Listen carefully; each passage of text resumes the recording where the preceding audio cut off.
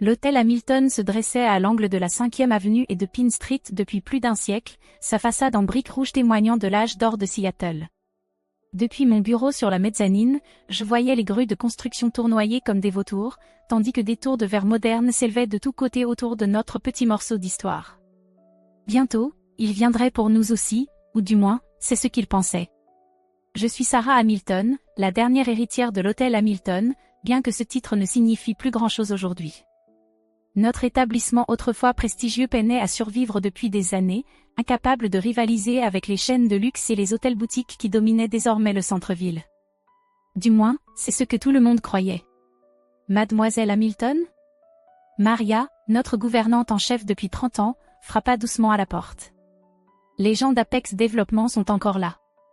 Je soupirai en redressant ma veste. C'était leur 3e visite cette semaine. Faites-les monter.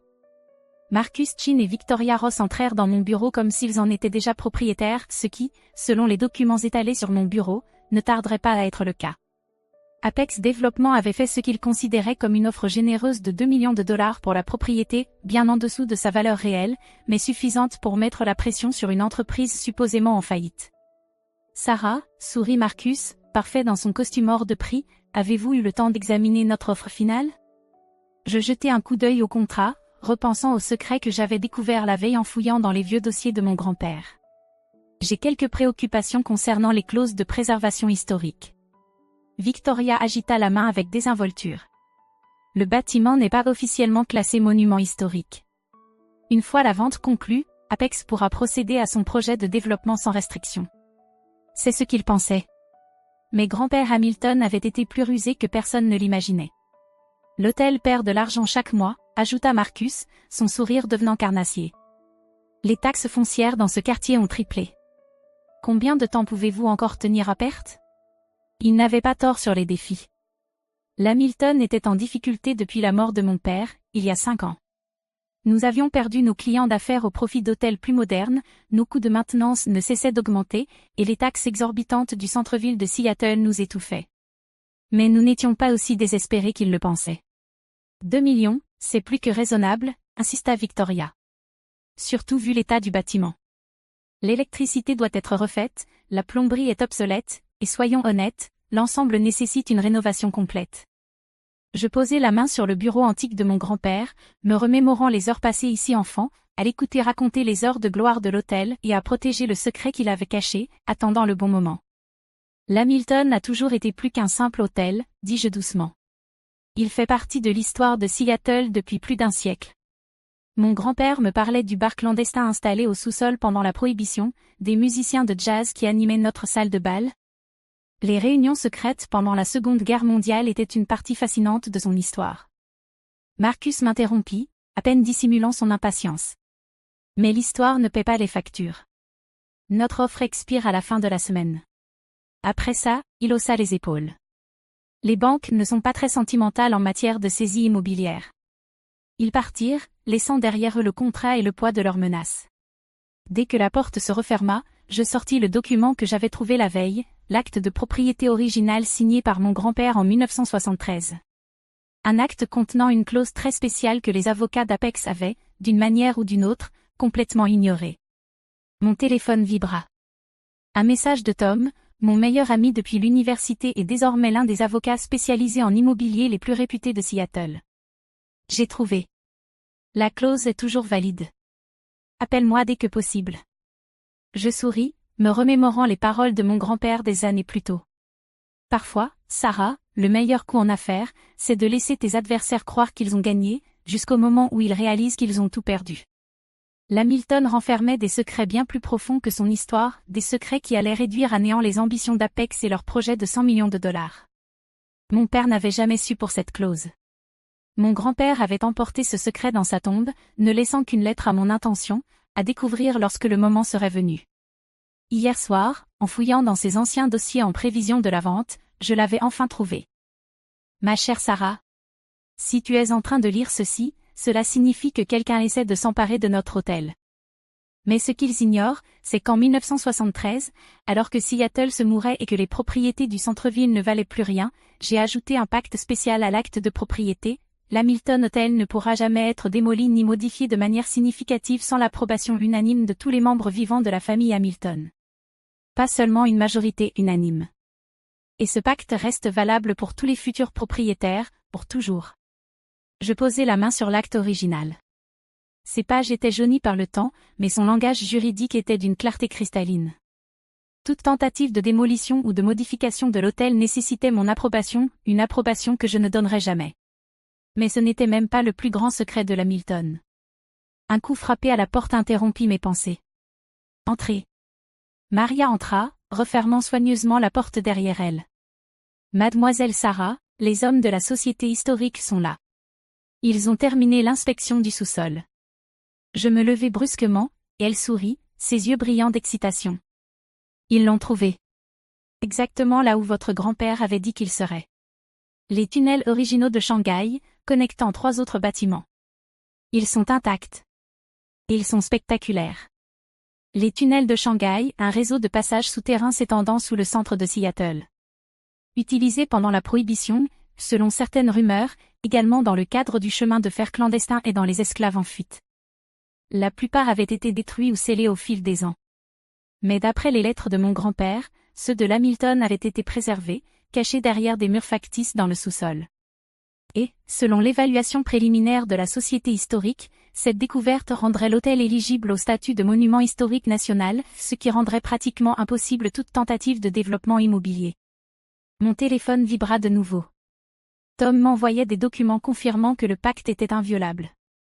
Les avocats d'Apex l'avaient complètement ignoré. Son message disait: ils n'ont aucune idée de ce qui les attend. Je m'appuyai contre le dossier du fauteuil de mon grand-père, contemplant la ville qu'il avait tant aimée. La Seattle de son époque avait presque disparu, remplacée par des monuments de verre et d'acier, au nom du progrès. Mais l'Hamilton avait résisté, protégeant ses secrets jusqu'au moment où ils deviendraient nécessaires. L'hôtel n'était pas en faillite. J'avais simplement laissé croire qu'il l'était. Chaque compte d'entreprise perdu avait été soigneusement documenté, chaque problème de maintenance stratégiquement exagéré. Les taxes étaient élevées, mais la situation financière réelle de l'hôtel était loin d'être désespérée. Mon grand-père m'avait appris que parfois, il faut perdre un peu pour gagner beaucoup. Apex pensait acheter un hôtel délabré pour une bouchée de pain. En réalité, ils tombaient dans un piège qui leur coûterait des millions. Demain, je signerai le contrat, jouant le rôle d'une héritière vaincue, contrainte de vendre l'héritage familial. Je les regarderai célébrer leur victoire, faire des plans pour leur condominium de luxe et boutiques exclusives. Puis, le jour de la démolition, je révélerai le pacte, la désignation historique et la véritable valeur de la propriété qu'ils pensaient avoir arrachée pour rien. L'Hamilton avait encore une histoire à raconter. Et cette fois, c'est un Hamilton qui en écrirait la fin. La cérémonie de signature fut exactement ce qu'Apex Développement espérait, un événement médiatique, conçu pour mettre en avant leur dernière acquisition, qui, selon eux, participait à la transformation du centre de Seattle. Les caméras des chaînes d'information locales captèrent ma signature réticente sur le contrat de vente, la poignée de main triomphante de Marcus Chen et le discours parfaitement rodé de Victoria Ross sur le progrès et le renouveau urbain. L'Hamilton Hotel était un repère apprécié, déclara-t-elle aux journalistes rassemblés. Mais il est temps pour Seattle d'embrasser l'avenir. Le nouveau complexe de luxe d'Apex revitalisera tout ce quartier. Je restai assise en silence, jouant mon rôle d'héritière vaincue. Seul Tom, assis à mes côtés en tant que mon avocat, savait que je luttais pour ne pas sourire. Les semaines suivantes furent un tourbillon d'activités. L'équipe d'Apex envahit l'hôtel, réalisant des études et finalisant leurs plans. Ils ne remarquèrent jamais que chaque inspection de routine menée par la société historique était soigneusement documentée, renforçant notre dossier pour obtenir le statut de patrimoine historique. Ils ne réalisèrent pas non plus que chaque évaluation architecturale était discrètement copiée dans mes fichiers, prouvant l'intégrité structurelle du bâtiment. Puis arriva le jour tant attendu. Le jour de la démolition. Je suis arrivé tôt, observant les équipes de construction installer leur équipement. Marcus et Victoria étaient avec leur chef de projet, révisant les plans et vérifiant les calendriers. Ils ne remarquèrent même pas ma présence jusqu'à ce que je m'approche avec Tom et Maria. Marcus hocha la tête, désinvolte. « Vous êtes venu dire adieu à ce vieil endroit ? » « En réalité, répondis-je avec un sourire, je suis venu protéger ma propriété. » Victoria fronça les sourcils. « Votre propriété ? Vous l'avez transféré à Apex il y a 3 semaines. À ce sujet, Tom fit un pas en avant, ouvrant sa mallette. Vous devriez peut-être jeter un œil à ces documents d'abord. L'heure suivante fut un véritable chaos. Les avocats d'Apex se regroupèrent autour de l'acte de propriété original, leur visage pâlissant au fur et à mesure qu'ils confirmaient la validité de la clause restrictive. Les représentants de la société historique présentèrent leurs découvertes sur les tunnels de Shanghai, accompagnés de photographies et d'exigences de préservation.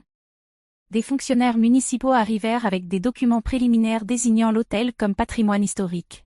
« C'est impossible », s'exclama Marcus en agitant l'acte. « Nos avocats ont tout vérifié. » « Apparemment, pas avec assez d'attention », répondit Tom calmement. « La clause est inaltérable et attachée au terrain.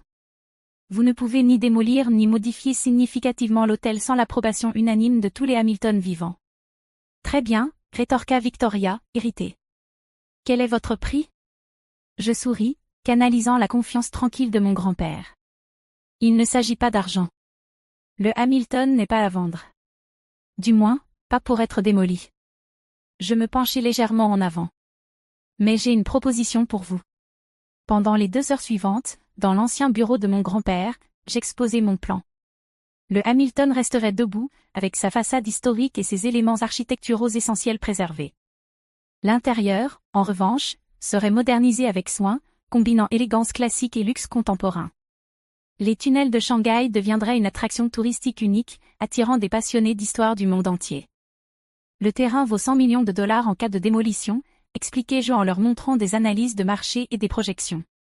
Mais en tant qu'hôtel historique de luxe avec une visite exclusive du sous-sol, nous parlons d'un revenu potentiel de 50 millions par an. Marcus se pencha légèrement en avant, intrigué malgré lui. Nous sommes des promoteurs, pas des hôteliers. Non, acquiesçai-je. Mais moi, je le suis. 5e génération, en fait. Je dévoilai mon atout final. Le Hamilton n'a jamais été en faillite. Je fonctionnais à capacité réduite volontairement, documentant tout. Notre réputation dans le secteur reste impeccable, notre clientèle est toujours fidèle. Et maintenant, avec les tunnels et la désignation historique, nous avons quelque chose qu'aucun autre hôtel à Seattle ne peut offrir.